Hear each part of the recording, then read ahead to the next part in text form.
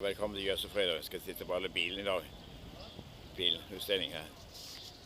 Men det fineste sto her egentlig. Det er den styggeste egentlig.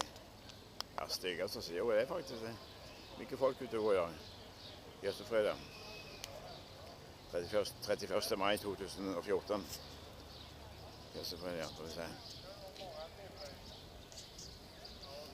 Ja. Fantastisk fine biler. Fine kjeier forresten, ikke bare biler som er fine.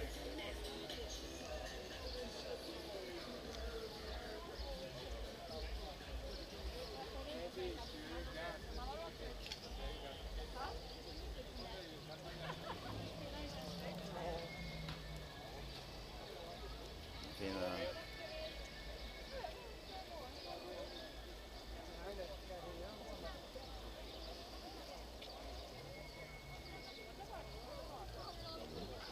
Ikke folk i stedet nå her. Mye fine kjeier på biler. Det er bare bilene.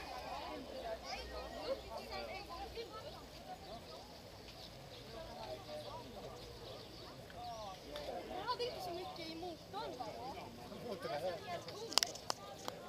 Allt det där, ja.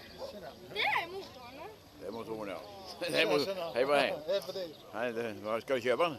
Vad sa du? Vil du kjøpe bilen? Nej, jag är fattig. Ja. Jeg selger den for 10 kroner. 10 spenn.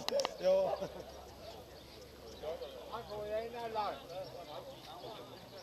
Vad sa du?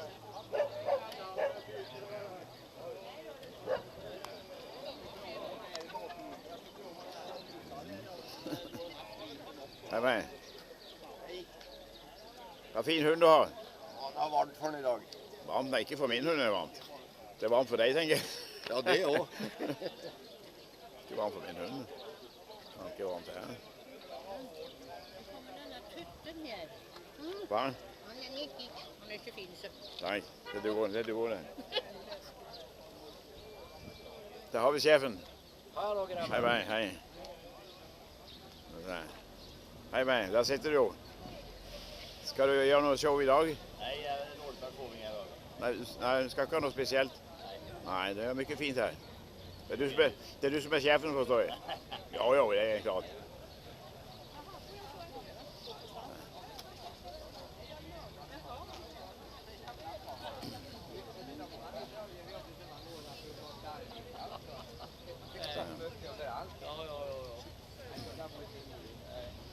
Det er fin bil, det her.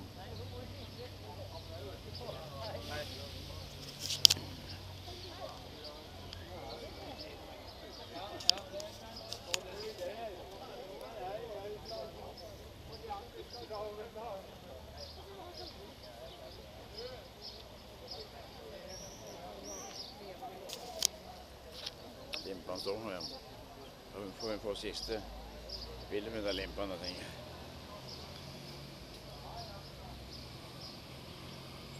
Avslutte med den, ja.